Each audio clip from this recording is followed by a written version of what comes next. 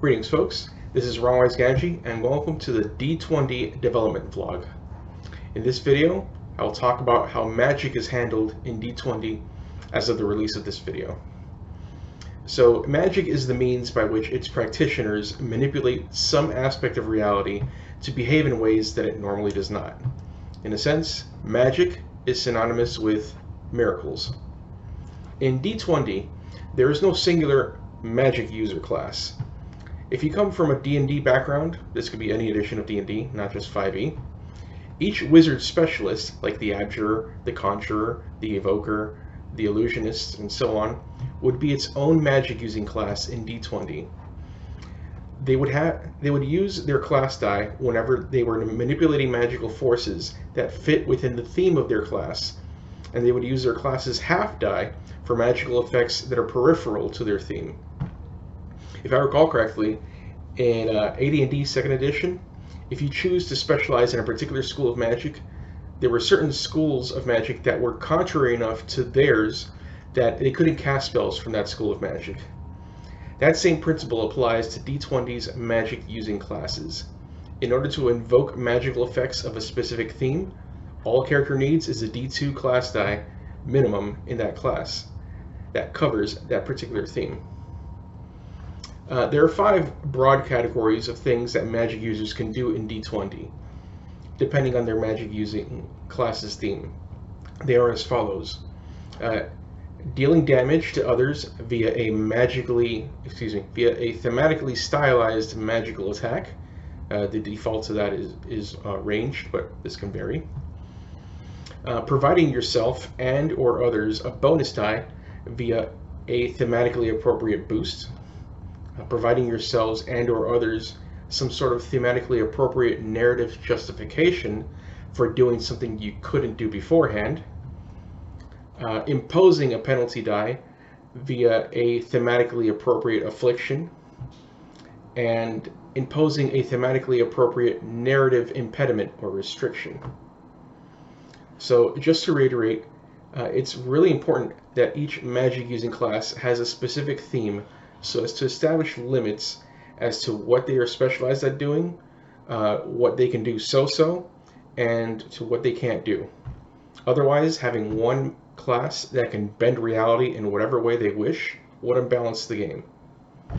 Last but not least, having these limits forces players to come up with creative solutions to their problems. The class's theme is just one piece of the puzzle as to what can be done with magic. Another important piece is to establish default capabilities. Let's take the Pyromancer as an example. By the name alone, the Pyromancer suggests that this class specializes in creating and manipulating fire and heat. The Pyromancer can both ignite a small flame on their thumb, as if it were a match, and launch a person-sized fireball at the crowd. One action, however, is much easier to do and expends less effort than others. In this respect, I've broken down the effort required into 3 broad categories. Magic tasks that can be done routinely, no action test required. Magic tasks that would challenge an amateur, these would require an action test just to execute. And magic tasks that would require a meaningful cost simply to attempt. So those first 2 categories are pretty self-explanatory, and if they're not, please leave me a comment in case you wish for me to elaborate. The third category, however, leaves us with the following question. What is considered a meaningful cost simply to attempt a magical task? Here are some examples. Penalty dice to the action test. The cost being that the magic task in question is especially challenging to pull off. A grit point cost to activate and or maintain. The cost being that the magical task taxes you to either activate it, to maintain it over a length of time, or both. Taking on a D2 affliction at a minimum, the cost being that you suffer some sort of side effect simply by attempting the magical task. Sacrificing a minimum of 5 durability from your armor or shield, the cost being that your armor or shield degrade simply by attempting the magical task. Requiring an extra order of magnitude of time to perform the task, meaning that the magical task requires an extensive period of time to perform. Temporarily downgrading an attribute or class die once at a minimum, lasting for one session, meaning that performing the magical task significantly drains you in some manner. Imposing some sort of narrative setback or restriction commensurate to the cost of the magical task at hand, self-explanatory. Or a combination of two or more of the above examples to commensurate to the cost of the task at hand, in case you want to spread out the pain into multiple areas in order to blunt the pain in one specific area. Last but not least, there are different factors to consider when you want to improvise some sort of magical effect.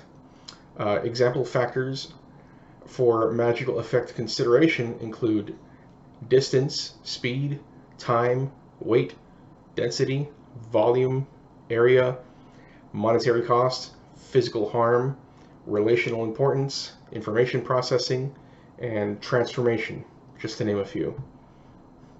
So this has been a brief overview of how magic works in DtwenD.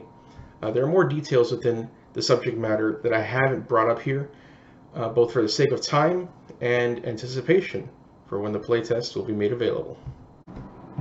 If you like or dislike anything you've seen in this video, please give it a like or a dislike and leave a comment.